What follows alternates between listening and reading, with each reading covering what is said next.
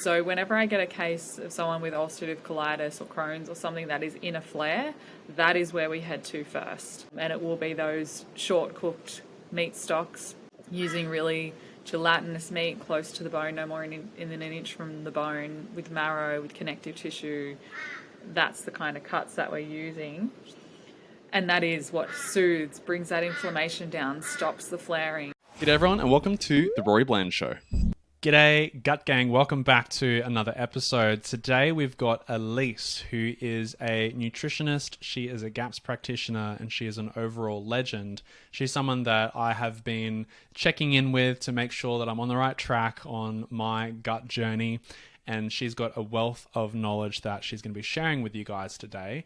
So we're going to be going into some really interesting topics that I think will be very fascinating for a lot of people that are in chronic conditions or have friends or know people with chronic situations. Because I don't think this is kind of like talked about in depth as much as it should be or could be. But yeah, welcome Elise. Can you tell us a bit about who you are and what do you do? Thanks for having me, Rory. So I am Elise Comerford. I'm an integrative nutritionist and GAPS practitioner. So I'm also the founder of Wellbelly Health Clinic. So what I do is I specialize really in working with people with chronic health conditions, which suits our chat today. But I work with all sorts of people with all sorts of things going on. So as you could guess, I am in the gut health space, and that's what I specialize in. And primarily what we use in our clinic is an approach using the GAPS protocol. So it doesn't mean that we always use GAPS, but that is our main approach, is using the principles of the GAPS protocol to heal and repair gut linings. So that is what I do. And you're an absolute wizard. You've got some cool success stories that I know that you'll be sharing with us as well. I would love for you to start with, firstly, I talk about GAPS a lot and I've made videos on what is GAPS, but for anyone that's just coming in brand new to this podcast and to what GAPS is, can you just give a quick overview from your perspective? What is the GAPS diet? Sure. So basically GAPS, it stands for Gut and Psychology or Gut and Physiology Syndrome. And it was founded by Dr. Natasha Campbell McBride, and it is about the link between the gut and the brain. So it's connecting the gut with any issues we have with the brain, like ADHD, ADD, learning difficulties, autism, schizophrenia, depression, anxiety, so any of those kinds of psychological issues that might be going on, and then also the physiological. So that's where we're seeing things like autoimmunity, allergies, intolerances, bowel diseases, also hormonal issues going on. So I really see it as connecting with everything about the way our body works. So GAPS is really about that. It's about healing from the root cause. And the way I put it is what I'm trying to do with my clients is we're trying to remove the barriers to health, which are things like allergies, intolerances, the inability to digest things properly. I see that a lot in the stomach, the liver, the inability to be able to detoxify properly, and exposure to too many pesticides and chemicals and frankenfoods, basically. So we're removing the blockages for being healthy, and we're giving the body the building blocks it needs. So that's like our two-pronged approach: remove what's the barrier and give the building blocks that we need. The body knows the way. Our bodies actually know how to be healthy. We don't have to unlock it like a key. It is just a matter of doing those two things. So that's what GAPS is really about. It does remove those foods that are inflammatory, that are toxic to our body. It's also about clearing those pathways so we can detoxify well. Part of GAPS is removing toxins in our environment too, so what we're actually exposed to, and then the building blocks. So GAPS is very much about those principles of those nutrition principles of getting those animal foods in and all those good quality. I say it's like Lego. We make our meat stocks. It's like taking the Lego pieces apart and then we're consuming it, and our body can use those Lego pieces to put things back together within our system. So it really does just work pretty simply like that. So we're just giving our body the building blocks it needs to make all of our connective tissue and our cells and our hormones and everything that we need to thrive. That sounds good. Sign me up. I'm in for that. That's awesome. I know. Like we all need a little bit of that. Absolutely. I think everyone could literally use something like that, even if people are healthy. You know, they could definitely use some of the things from the GAPS protocol. That's for sure. How did you get into this stuff? Because not everyone wakes up and is like, I'm going to do this, or I'm going to eat what some people would call restrictive, or I'm going to, from the nutritional path, like I'm going to do this thing. Like what's your journey coming to this? Did you have health problems yourself? I did. And I definitely, when I first saw GAPS, I went, I'm never doing that. That sounds crazy. So that's what a lot of people think when they first hear about or read about GAPS. It's like, how could I ever do that? So for me, it's been a lifetime of health issues that have never been so bad that I would have considered myself a really unhealthy person. So I wouldn't have, at the time, told people that I was really unhealthy or unwell. But looking back, once I put all the pieces together, I always had something going on. And they're those kind of niggly things that your friends might not even know about. So your friends might think, oh yeah, or like that person's really well, but you don't know what's under the surface, and little niggly issues that they're always dealing with. So for me, when I list them off, it sounds like more than it was, like I was an unwell person, but really it was just kind of spread over time that I had these things going on. So I was cesarean born, which has an impact on your microbiome. I was bottle fed, that also has an impact too. I had a lot of antibiotics as a kid because I used to get ear infections. And then I used to get a lot of tummy aches that were pretty unexplained. We'd go to the GP and it was kind of, she's either making it up or we don't know. And a lot of tiredness as a teenager. I was always really anemic, so I had a lot of iron issues. Sore knees, so I used to get sore joints a lot. I was told at 13 that I couldn't play sport anymore, which was devastating for me because I loved sport. I had really bad acne, so my face, my neck, my chest, my shoulders, my back, it was quite bad. I was on Roaccutane and went on the pill at age 15, like a lot of girls do, to try and sort out my skin. I used to get thrush a lot, oral, vaginal, really chronically, so bad that I used to have to take, I forget what medication it was, but it's like an antifungal that they have to get permission to even prescribe. So I was on things like that. I used to get sinus infections a lot, and I used to get cysts all through my breasts, which as a 15-year-old girl, I'd have to go and get them ultrasounded like regularly, which was very painful at that age. Not painful as in physically painful, emotionally, to have to go through that all the time. So I once had an abscess on my breast when I was 15 that the doctor was just like, how is that even happening, like, to a 15-year-old girl? That's usually breastfeeding mothers I would see with that.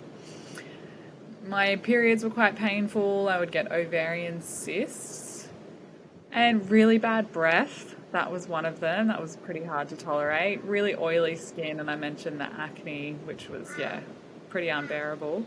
And lots of bloating. So always lots of digestive symptoms. I remember going to the doctor when I was about 15 or 16, and for the first time being asked what my stools were like, and when I answered, I was like, well, like, they're just always runny, like I have diarrhea all the time. My mum's like, really? I'm like, isn't that normal? And they're like, no, not really.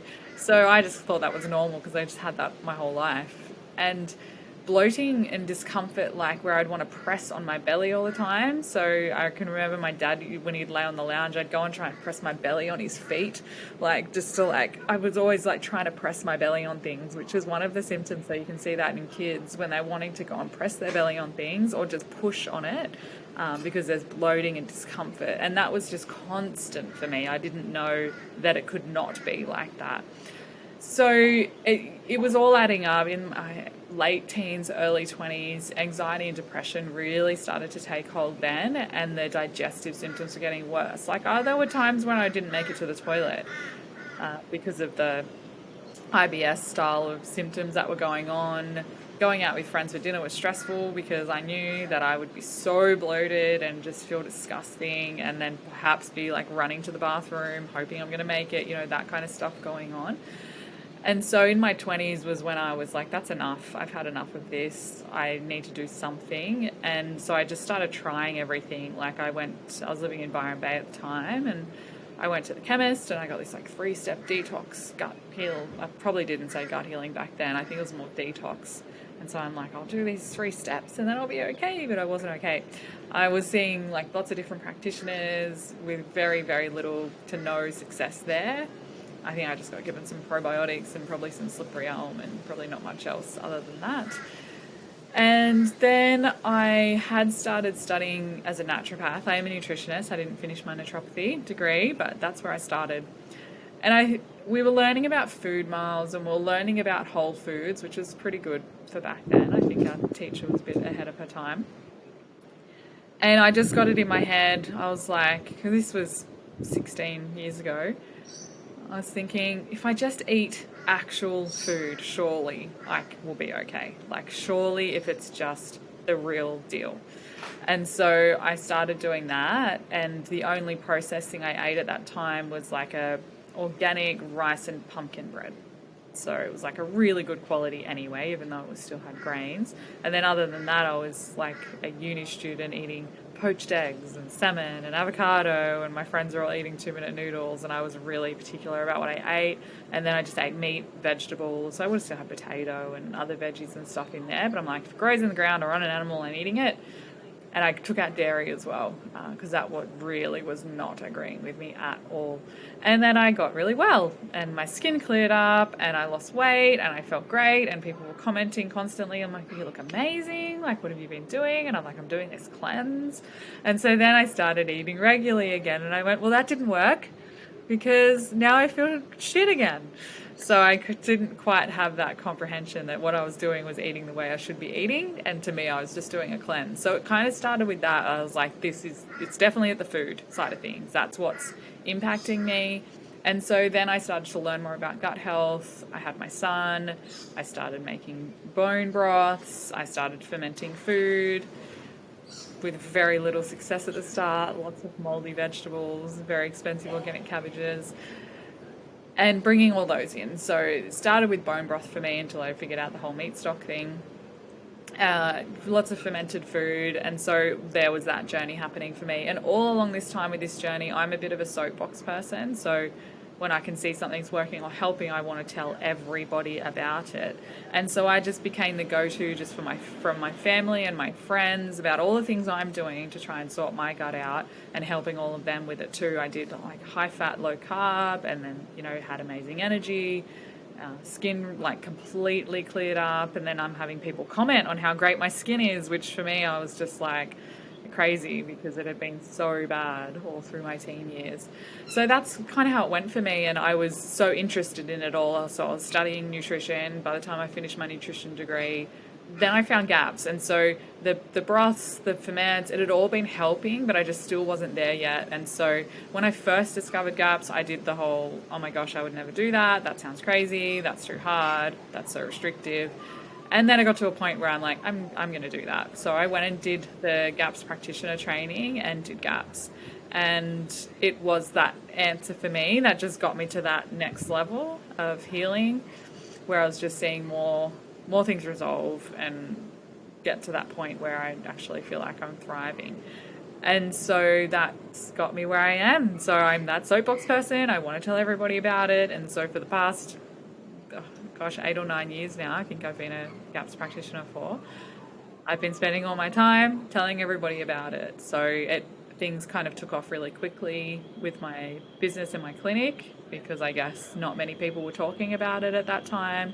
And I'm a retainer of information. So when I learn it, it stays there and I can regurgitate it really well. So I was able to help a lot of people straight away when I became a GAPS practitioner. And so it's just kept going from there. Wow. What a profound journey. It was moving me, really moving me. And I think there's so many things that really stood out for me is the struggles that you had for such a long time. And not a lot of people, I think, realize what we're struggling with, because often it's a silent battle, right? Like, we deal with these things, like you said, you thought it was normal to be going all the time and for it to be runny. You're like, okay, I didn't know that.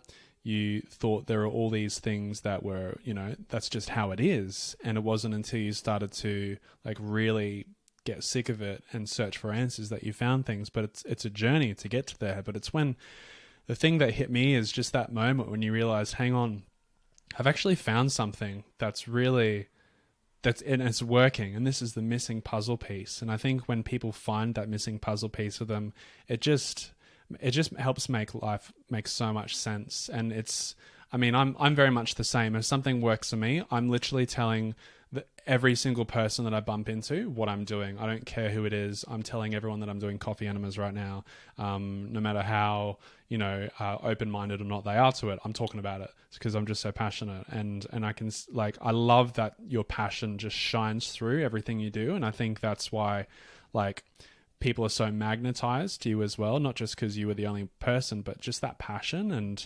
yeah, if you haven't seen her content, she makes great reels and great content. It's very fun, very lighthearted. It's one of the things I've always loved. But yeah, just to hear about your story, because I didn't know the full deal, right? And that's incredible.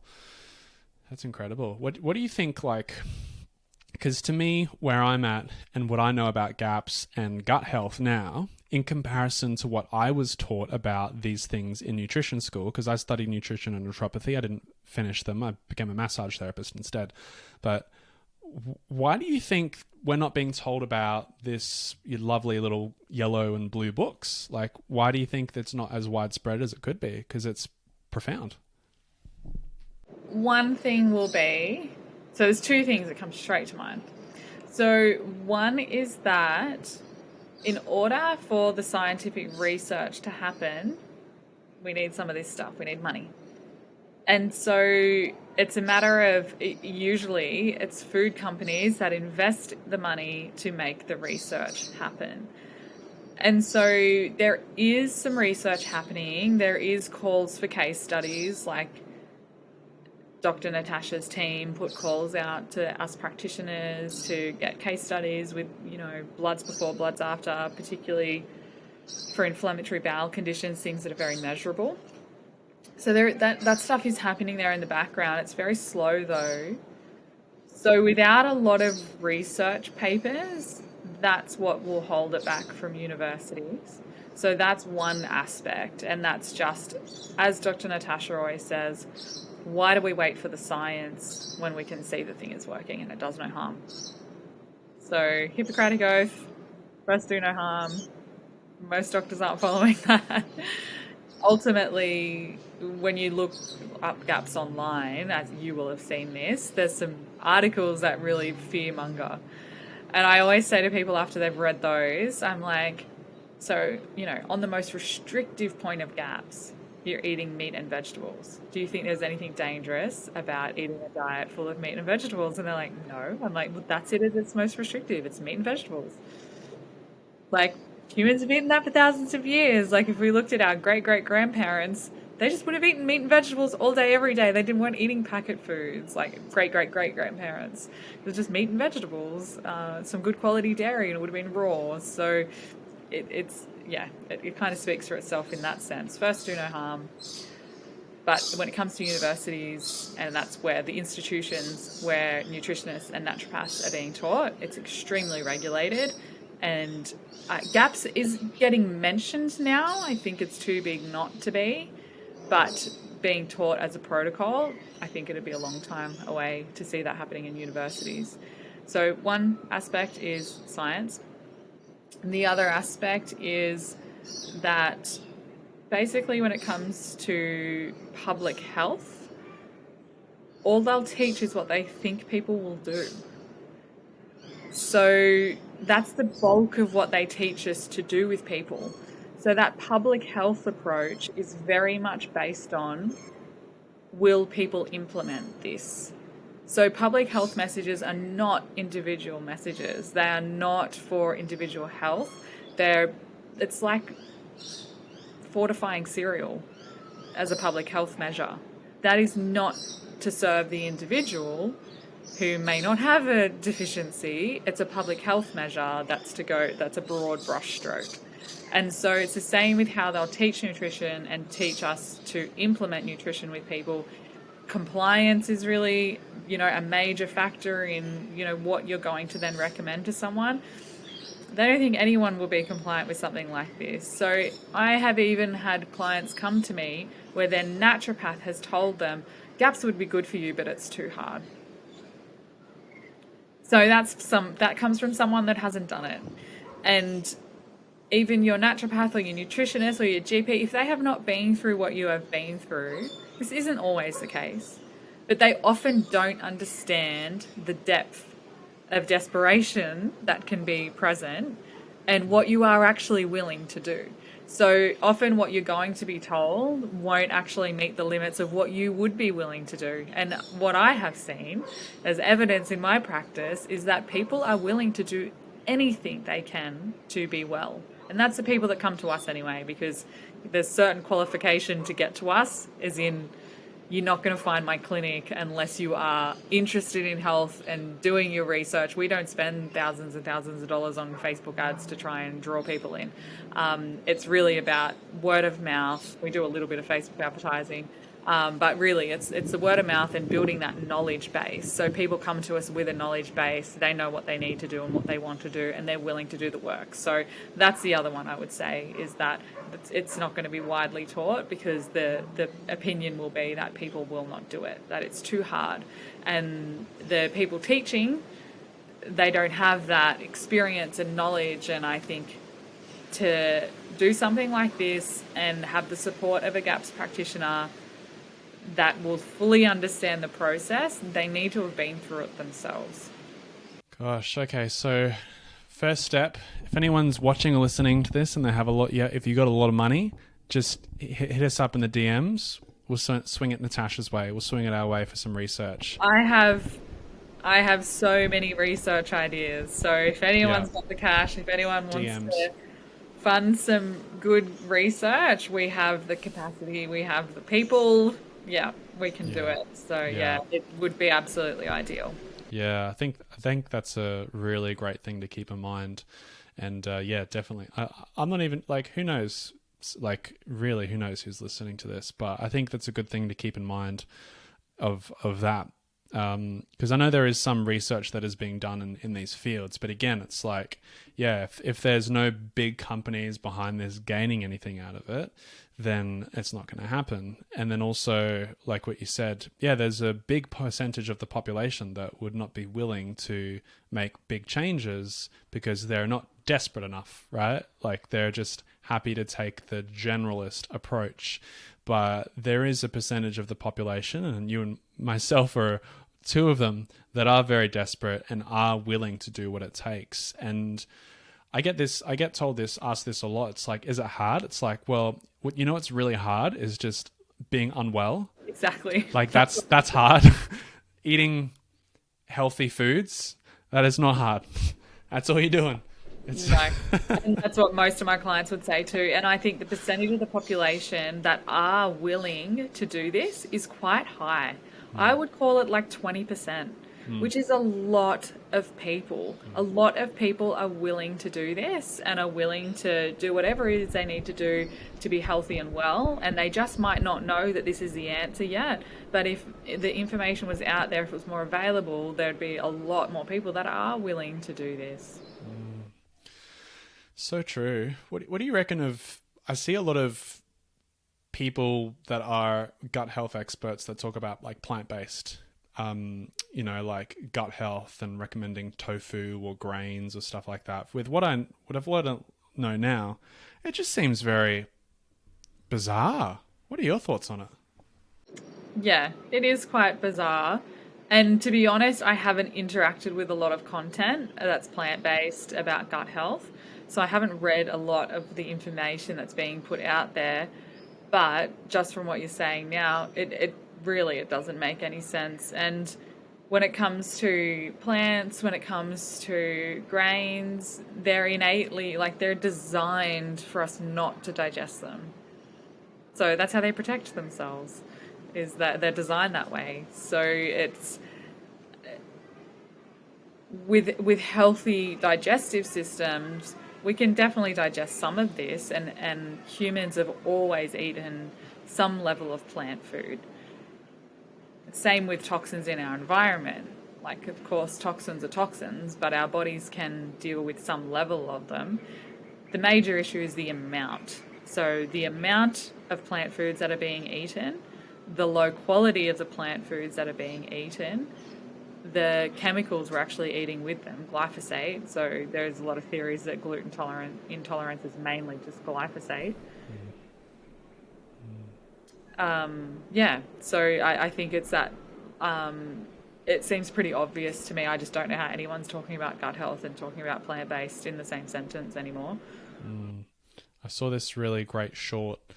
I keep talking to everyone about it, and it was from a gut health expert, and they were talking about the carnivore diet specifically. She was saying like eating meat more than 2 times a day is unhealthy. I'm like, she does not want to see my YouTube channel. And then she was saying, you're better off having something like tofu or this or that. And I'm like, instantly, the credibility just goes down because these things are incredibly inflammatory, right? And if you're someone that has a really highly sensitive gut, and if you're a GAPS person, then that's just the wrong advice. But I mean, it's a minefield out there in general, because there's going to be studies that are funded or on that, like there are studies that say, eating red meat causes cancer. And then there's studies that say, no, that's a load of crap. It doesn't. So it's like, where do you go? And I think like, I'm very bullish on GAPS, and I think even carnivore as a good starting point to move into GAPS. That's just my approach. That's what I tell everyone. I think because it provides a pathway for everyone. It's like anyone that's willing to give this a go, there is a pathway for you to heal. And there are also multiple ways for you to go in that, even for people that are plant sensitive or plant phobic, their gut's plant phobic. So yeah, I think it's a great framework. I've obviously embarked on this like carnivore no plant GAPS journey as like a starting point for what I'm doing. Not always doing it properly, I definitely fell into the, wanting a bit of beef strips cooked in tallow just for a bit of diversity and all that sort of stuff. But could you touch a little bit on these further versions of the GAPS diet? Like we can talk about no plants if you want, or whichever ones you want. But because I know that you have been working with some clients that have really chronic conditions, and you've had some great success. You're kind of like the last resort for a lot of these people, and you've had some great results with not just GAPS, like within the totality of what you do, but also these other versions. So I'd love to just hear your experience and journey with all that. Yes, for sure. And that's one thing I'll say, because we see the worst of the worst when it comes to the severity of symptoms and the severity of the conditions that people are suffering with, and we often are people's last resort. And that's where I know beyond doubt that what we're implementing is the most easily digestible, tolerable, gut healing approach. Because these people are at the absolute worst. Like one of the worst cases I've seen was a lady with ulcerative colitis who was on the absolute strongest of strongest medications. She'd been on them for 20 years. Like these are immunosuppressants. This is what cancer patients are usually taking. There was nowhere else to go on the path of medication for her. It was going to be surgery, bleeding from the bowel every day still, just a mess. Severely underweight, not tolerating, like really not tolerating, but, had 5 foods or something that she could eat at the time. And if she had tried to eat tofu, like, oh my gosh, she would have been a mess. And so that's where I know we are on the right track, because what we're doing with these people whose guts, they tell us the most, because it's like they couldn't tolerate, like we will know instantly if they have something that's inflammatory or is not doing their gut any favors, and we know instantly when they're having the things that is healing and dropping that inflammation and they're able to tolerate it. And it is animal foods, always first. And it will be those short cooked meat stocks using really gelatinous meat close to the bone, no more than an inch from the bone, with marrow, with connective tissue. That's the kind of cuts that we're using. And that is what soothes, brings that inflammation down, stops the flaring. So whenever I get a case of someone with ulcerative colitis or Crohn's or something that is in a flare, that is where we head to first. So I have had the benefit of being able to see inflammatory markers before and after too. So I've had clients that have had autoimmune conditions going on, inflammatory bowel conditions going on. We have like their CRP markers, like blood test results that show inflammation, and we're able to see that inflammation come down within weeks of starting on doing no plant gaps, which is what I do in those situations. So that's the main situations where I would encourage someone to implement no plant gaps, which is what it says. It's doing gaps without any of the plant foods, is in those cases where there is that inflammatory bowel condition going on, where it's flaring, and it just brings that inflammation right down. So whilst our gut is meant to be able to tolerate a level of plant foods, when that gut is in distress and there is a lot of inflammation going on, it doesn't. That's hard work. There's often been that thing we've been told, you would have heard it all your life, so, meat rots in your guts, and meat's really hard for the gut to digest. It's a very common thing that is said. What I see is very, very evident is the exact opposite is true. Meat is very easy to digest. Plant foods are difficult to digest. It doesn't mean we should never ever have them and that they can't be a healthy part of the diet, but when it comes to digestive distress, they are not doing any favors. When it comes to our nutrients come from animal foods. That is where the primary nutrition is. We've always been told, eat all your vegetables so that you grow up big and strong. I'm like, eat all your meat and fat so you grow up big and strong, because that is where the dense nutrition actually is in that food. So yes, in those cases where I have people with inflammatory bowel conditions, we will go straight to no plant gaps, where they'll just be having short cooked meat stocks, that gelatinous meat close to the bone. It's like heal like with like. It's like the Lego blocks that I described. We're trying to heal ulcerations in the gut lining. That's a mucous membrane. It's connective tissue. It's meant to have a 1-inch thick layer of mucus on it. This is, I think that's beautiful. I'm like, that beautiful thick layer of mucus there. When the gut's damaged, that mucus is not there and the gut lining is leaky. The cells look more like this than like this. So there's like, bigger cell junctions for those that are just listening. They can't see my hands. So yeah, we're getting that healing, repairing with that meat stocks, and that's where I see the flare start to come down. The next food that will be tolerated would usually be egg yolks. Egg yolks second only to breast milk in terms of the nutrient density when we're talking about pasture-raised chickens. Egg yolks from pasture-raised chickens. And with the meat, that's what I'm talking about too. It's meat, pasture-raised, grass-fed, hopefully grass-finished as well. Healthy animal is where you get the nutrients from. So if they are a sick animal that has not been out in the sunshine and not been eating grass, they're not going to have that nutrition in their fat and the high-quality proteins that an animal that's outside eating grass, living in the sunshine, a healthy animal is where we're going to get that healing and nutrition from. So egg yolks are what I'd be getting in next for someone in that situation. And then the next thing I'd be working on is dairy. So again, dairy, not inflammatory. There are some conditions where people just aren't doing well with it. I do often see that in thyroid conditions, but it's a person-to-person thing that we'll know if they're not doing well with it. And so with the dairy, we want to use raw if we can get our hands on raw milk. Cold pressed is not raw.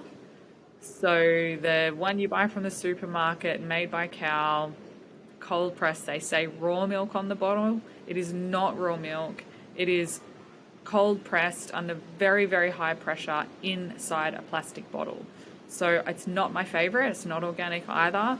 So it's still it's still pasteurized, basically. Milk has to be pasteurized to be legal to sell. So it still passes that pasteurization process. So it's really just milk that's not organic, that's been put under high pressure in a plastic bottle. So sorry, made by cow, but you guys are not my favorite. What's the, just jumping in on that one real quick. So what's the cold pressed bit then? Because that's obviously very misleading. So it doesn't get heated. Yeah. It is cold pressed, which means they get the plastic bottles. I think they put them underground and they put it under immense pressure. And so it's pressure pasteurization rather than heat pasteurization. And I don't like the whole idea of something I'm drinking having gone under immense pressure inside a plastic bottle. So plastic leeches, that kind of stuff going on. Right. And it's not organic. So my pick for milk is raw if you can get it. I buy my milk raw for bathing. Yeah, me too. Yeah, I love bathing. I I love milk love my milk baths. Yeah, baths. yeah, Then I make yogurt to just put on my face. Yeah, it's totally. lovely. Yeah. It's so nice. So yeah, if you can access it, fantastic. Otherwise, you get organic, biodynamic if possible. Mangali, another favorite of mine. Baramba. So you just want to get the best quality you can, and we're fermenting the dairy. So that'll be the next thing that somebody tolerates is 24-hour fermented yogurt or sour cream.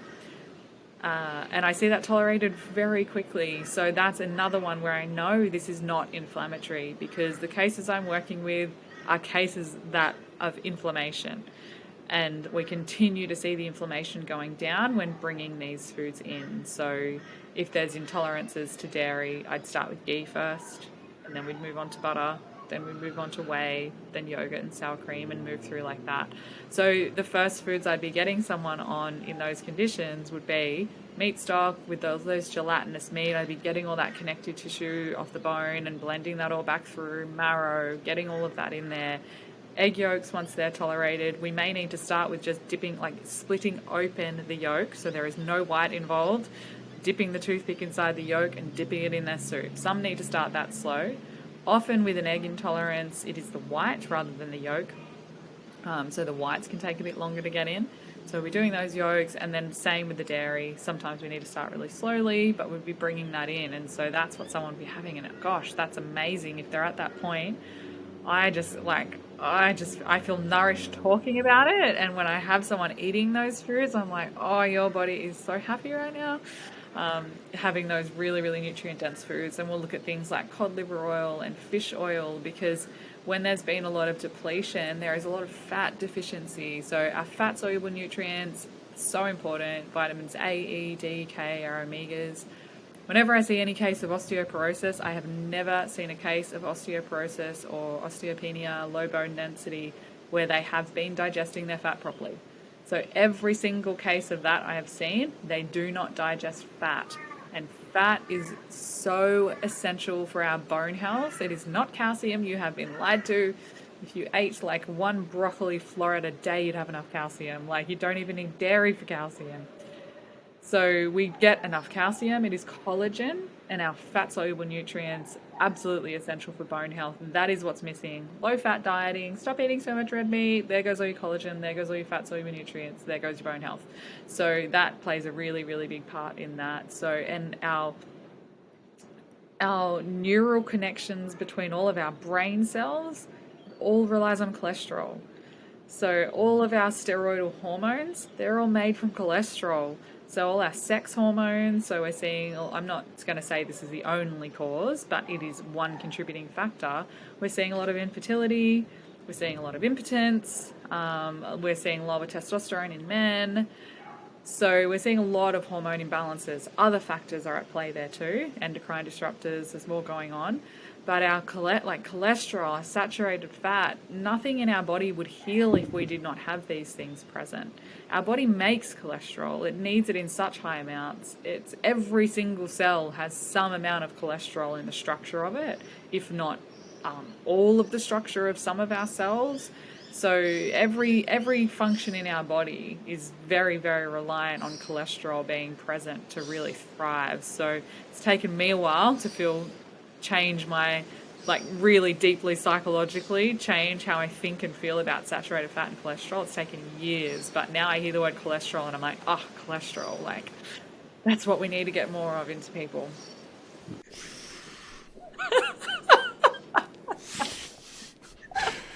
Those that are not watching, I'm stumped. I'm literally like, don't know where to go to from here. That's just profound, just hearing all that. And there's so many things that I think we're just not taught and don't know. And I'm so glad that I'm doing this with you. And I hope that this episode gets so many eyeballs on it for that reason. Like, this is just crucial, basic, elementary information, I feel.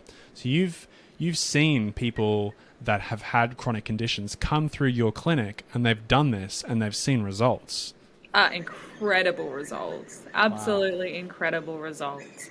And that's where, like, I know you're getting excited about hearing all of that, and I get excited about saying it because I'm just like, we're so nutrient deprived. Most of us are suffering either primary or secondary nutrient deficiencies. Primary is I didn't eat it. Secondary is I ate it, but I didn't absorb it or digest it. And so I see a lot of both. And when I think of children, like growing bodies, growing brains, don't get me started if someone has a vegan child. Honestly, I think it should be illegal. This all needs to be nourished by fats primarily, and it has to be animal fats. It has to be animal fats. And then every single process that our body then needs to do, animal fats are a part of that process. We need them. And animal proteins as well. So when we take away our water weight, we're pretty much half made of proteins and half made of fats. Like that's what's there. That's what we're not made of carbohydrates. Our structure and how everything is working is made of those proteins and fats. And for every single organ to be nourished, particularly our brain, cholesterol and saturated fat play the biggest part. And we're living in a society where I felt like it was starting to turn around. But now, with where things have been at, especially just in the last couple of years, with the push for plant-based, it's very scary where we're headed because of the impact that has hormonally. So it's getting to a point where the hormone difference between men and women, the gap's closing. Like, we're meant to hormonally be quite different. And so then with our brain function as well, when we're not getting the fats that we need for our brain to function properly, it's scary where we're headed with that. If we're going to have now in our next generation a lot of plant-based children, or plant-based children that only eat crickets, then where are we going to end up when we're not actually nourishing ourselves as humans? And it's very clear to me, like when we see a client come to us so undernourished, and then within weeks they're glowing, like look at the health of the person who is telling you about your health. Like, that's the dead giveaway to me. How healthy does your GP look? Yeah, I had a GP when I was getting my blood tests done for carnival. And I'd done 30 days, and I told her, hey, I need for my what's it called, practitioner I'm working with, my nutritionist, which I don't think I'd spoken to that point. So I was just trying to get her to give me these things. But she said that what you're doing is dangerous. Like, you need to eat really balanced. But she was overweight. I'm like, okay, I definitely will not listen to that. So it's shocking. I think there are two paths, right? There's the good path, which I feel like there's a good percentage of people that are really getting clued up on what they need to do for their bodies and what actually works, not just for their bodies, but also environmentally as well. And then I think there's a well-intended but very misinformed, and probably even some kind of agenda behind it, probably this one, is where they're pushing things like cricket flour for sustainability and plant-based burgers. Nothing wrong with like a good mushroom or like a bean burger or plant-based burgers, but if it's processed stuff like the Impossible and Beyond burgers that are monocrop plantations that are terrible for the environment and the soil and still kill animals in the process, I just think that than actually just eating an animal. Yeah, just eat like 1 or 2 cows a year instead of like killing potentially hundreds so you can have a cruelty-free burger. But yeah, I was plant-based. And did you do the plant-based thing as well, or did you skip that? For a very short amount of time, because for me anemia has always been an issue, and it was terrible when I was plant-based. I think it was weeks I lasted because I couldn't function. And it's interesting because some really good friends of mine, they're not vegan anymore, but when we first became friends, they were vegan, and I'm like GAPS practitioner on my GAPS train and all that kind of stuff. But they were very open. They're like, you do you. Well, we've got our thing going on. But occasionally they would want to have the conversation with me. And I guess where I sit with it, I don't need to convince anyone. So I don't actually feel the urge, mostly, to put my energy into those conversations, like, especially not with a friend. I would never let it interfere with a friendship. And So if anyone, diehard vegans, I just wouldn't even really bother. I'd just be like, okay, and just sit and eat my lamb chop. But they would want to get into the conversation with me sometimes.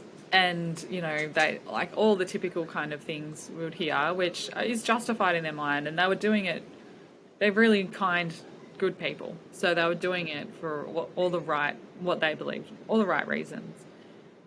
And it was just so interesting because whenever they'd introduce me to someone, or not every time, but quite a few times I heard them say this, they'd say Elise is the healthiest person we know.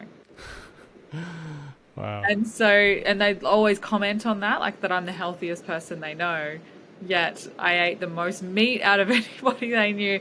And I'm like, I feel like deep down, even when you are vegan, it's like they knew. And the proof is in the pudding, I guess. They had health issues going on. I was thriving, and that would always be my answer, was when they would have the conversation, I'd say, look, guys, I love you. Keep doing what you're doing. I am really well. Like, I'm good. Like, this is good for me. I'm thriving. I'm well. My son is well.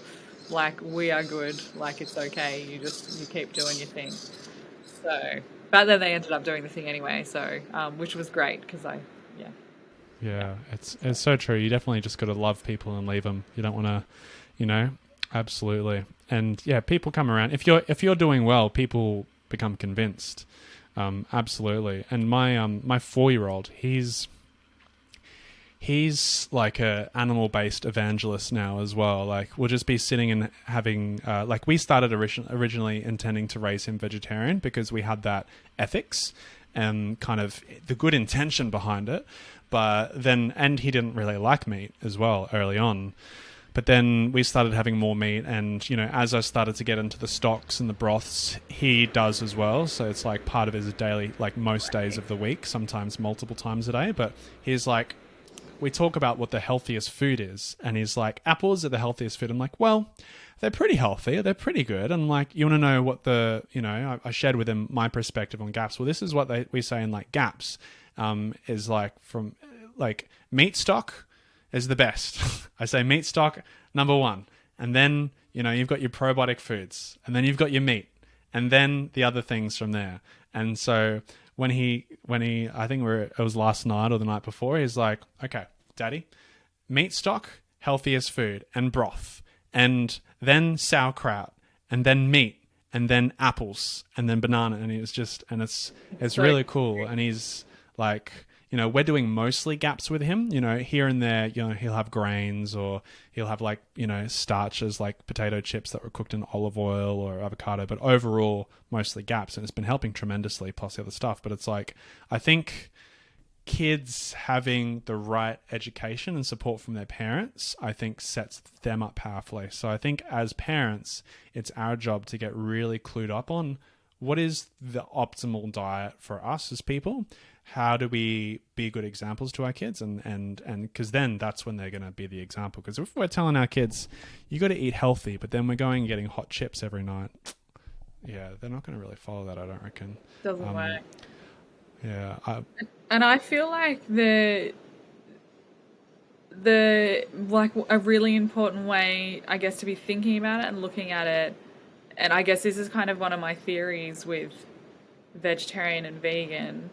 I feel like people fear the death principle, and so they want to avoid it at all costs. And my belief system is to just face what is true.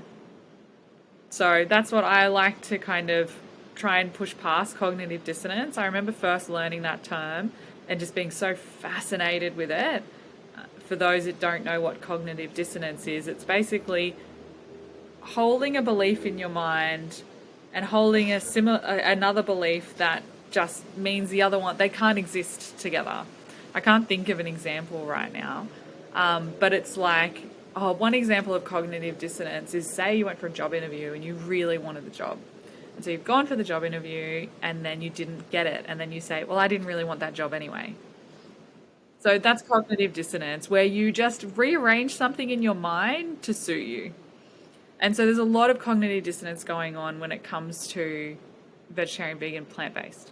And that cognitive dissonance is saying that it's the more ethical way of eating whilst ignoring what is actually going on. And so what is actually going on is the monoculture, is the amount of animals that actually die for the soy, the corn, the wheat, for all those things to grow, the amount of habitats that are being destroyed. There is no such thing as a bloodless diet.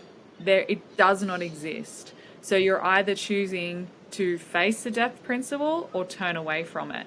And in turning away from it is actually doing more harm. And that is just a fact. That is exactly what is happening. So I do firmly believe that people who are following vegan and vegetarian diets for ethical reasons are good people that are wanting to do the right thing. But I think there is cognitive dissonance and a turning away from what is actually true and really happening. So my decisions around the way that I eat were driven by what is most ethical and what is healthiest for human consumption. And so I was willing to open my eyes down any path, be that vegetarian, vegan, whatever it was going to be, to have those answers. And so I think when you go with that way of thinking, rather than trying to push the ethics into your corner of the court that you want it to be. And that's what I think is happening with this denial of the death principle, not accepting that circle of life, and that death is a part of that circle of life. So I've taken that to the next level of I wanted to be able to kill the animals that I eat. So I have been through that experience myself. I have been hunting, and that is a process I'm still going through of learning how to hunt, because one of my goals is to be able to either raise the animals or hunt the animals that we eat, all of them. Like I would like that to be where we're at. So I think that, yeah, there's just this non-acceptance of that death principle that is a part of life. And yeah, there is no bloodless diet. Yeah, no, I'm completely with you there, and I think that's the conversation that we're going to see more and more. Like, I know there are lots of advocates for this that are getting a lot more attention, like they should on Instagram. Like, I cannot remember her full name. I think is it Diane Rogers, Sustainable Dish, Rob Wolf, a lot of people like that, and I just love these conversations. So I definitely I intend to speak to more people and kind of blow this up out there more. So let's kind of shift gears for a moment here. So I think I only have like one or two questions that I'd love for you to answer. So the first one is, I speak to some people, or I see the comments where they say that they're unable to digest animal proteins. What's your thought process around that? Because I'm like, I don't think that's the issue, because I think that if they did, I don't know. Anyway, what's your thoughts? That can be absolutely true, but that's a symptom. So a symptom they can be suffering from is the fact that they cannot digest animal proteins, which is telling us what kind of state their digestion is in. So that's all to do, very, very much to do what's going on in the stomach. So low stomach acid, that is something I see chronically. If you have reflux, you have low stomach acid. You do not have high stomach acid. So there is no such thing as high stomach acid, really. When it comes to the way our stomach works, we have a sphincter that is between the stomach and the esophagus, called the esophageal sphincter. It is a one-way valve. Nothing should come back the other way. So food moves into the stomach, and it should not be allowed to come back out of the stomach up the esophageal sphincter. It should only go through the pyloric sphincter into the small intestine. That is the direction. This is a one-way street. When the stomach acid is low, stomach is unhealthy, things are able to overgrow in there, like bacteria, pathogens, H. pylori is one, that impact on the way that sphincter functions, and that sphincter stops working properly. And then food is able to move through back up into the esophagus. Even though the stomach acid is low, it will still burn. It's still acid. It's just not enough acid. It'll still burn. So that is what reflux is. Reflux is low stomach acid. It's coming back up into the esophagus. That is why proteins won't be digested. This is a chronic issue. I did a couple of posts about low stomach acid, like reflux being a cause, like low stomach acid being the cause of reflux.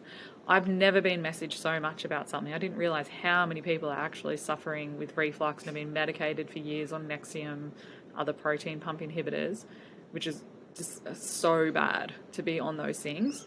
So low stomach acid is the reason, and pancreatic enzymes. So it's that your it's the cogs aren't turning properly. So this is like what we work at addressing with people is like you're either doing something that's of detriment, like exposing yourself to toxins, eating food that's not really food, or the cogs aren't turning. So we just like look down through every stage of the digestive process. Something's not working, and that's quite straightforward to address. So it's like the stomach acid is low, the pancreatic enzymes aren't being produced well, the bile is not flowing properly. It's just like move through the stages of the digestive system and get all the things working properly again. And we are absolutely meant to be able to digest animal proteins. That is a symptom. Got it. And is that something, I think the typical approach would be like, just have lemon water, or, apple cider vinegar. Like, I know that helps, but what would you do? They're helpful. Yeah, they are helpful. We got to look at what's the root cause. So, drinking lots of alcohol, eating lots of crappy foods being lots of processed food, sugars, colors, flavors, seed oils. I think that kind of covers a lot of it. Impossible burgers. Yep. Yes, that's exactly right. Lots of medication, antibiotic use.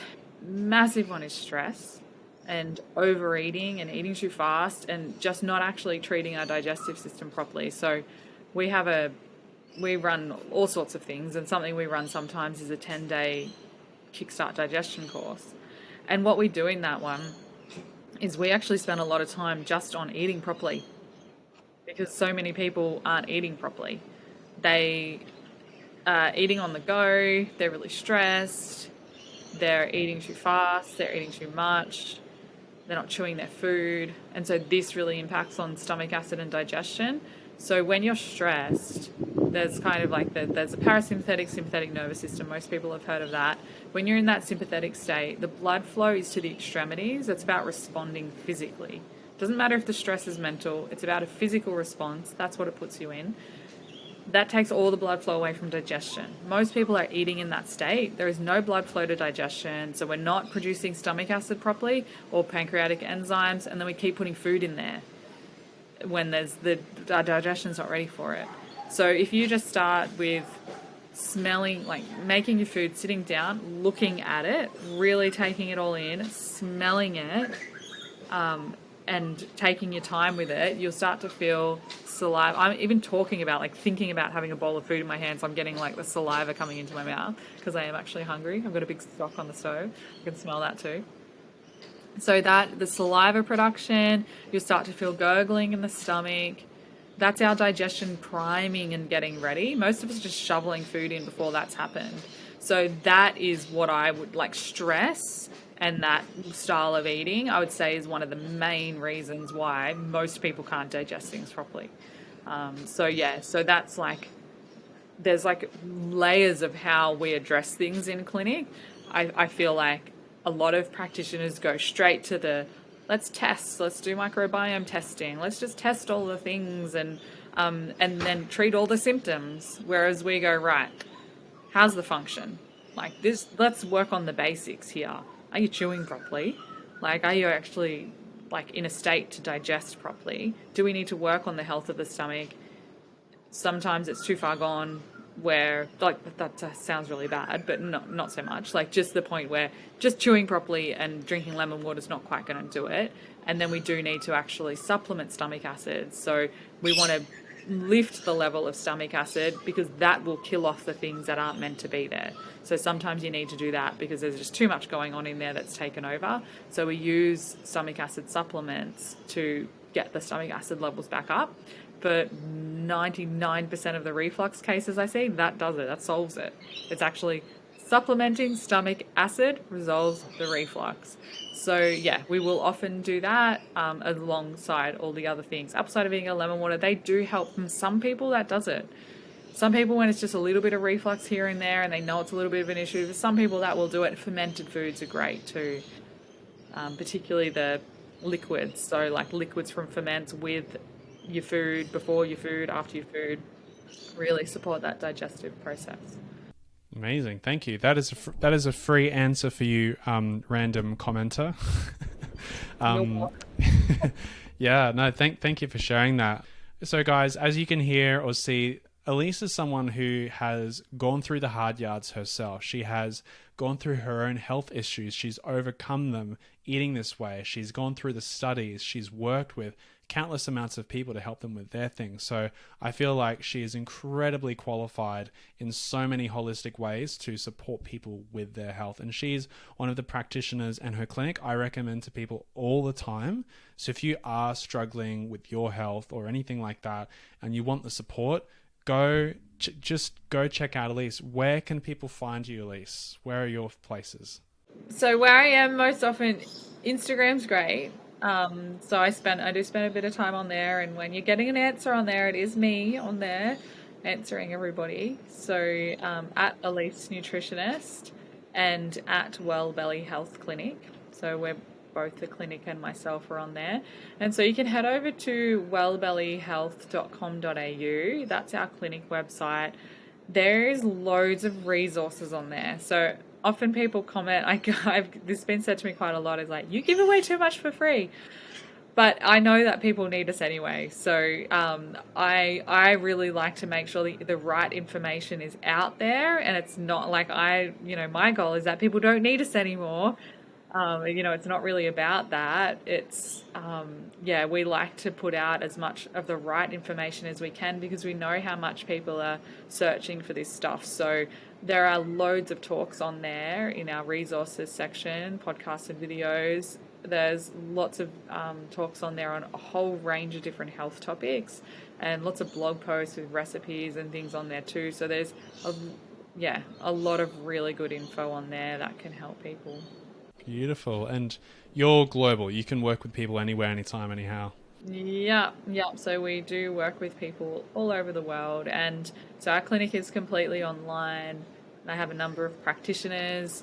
And it's not just any practitioner can just come along and work for our clinic. It really doesn't work like that. They are handpicked very carefully. They work closely with me. So anyone that works with the clinic, I manage every case that comes through our clinic and work with the practitioners. I have a mentor in the US who is the best GAPS practitioner in the world, aside from Dr. Natasha herself.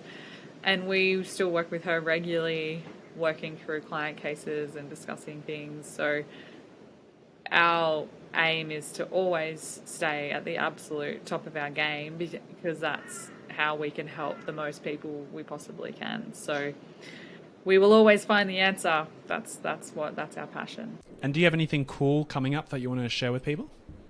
So at the end of June, I do run a program with Joe Witten from Quirky Cooking, a mutual friend of ours. We love Joe.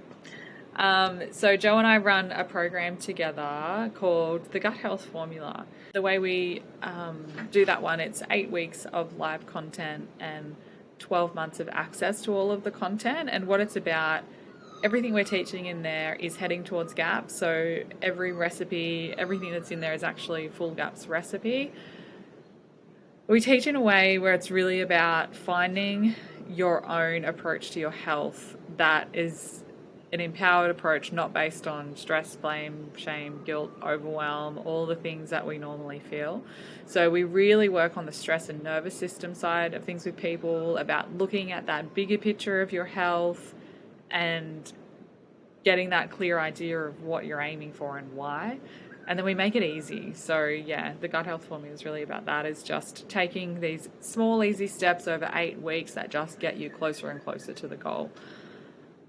It's a great program, and the feedback we get years later, we've been running it for years now, and we still get people in our alumni group, they're just going strong. So it's about making it sustainable. So that's the biggest thing for us. I know I could have people come and do an 8-week program with me, do something really hard hitting, see amazing results in that time, but then they can't stick with it, and that's meaningless to me. I just refuse to do that to people, because it puts them in that cycle of guilt, blame, shame, but it's because what they're trying to do actually is not sustainable or manageable at all. So we really work at helping people find that way that you can do something that feels completely manageable. It has to work with your life for it to be something that sustainably changes your health over the long term. Amazing. That sounds so cool. I definitely recommend checking out. Where can they find that one as well? What's the thing for that?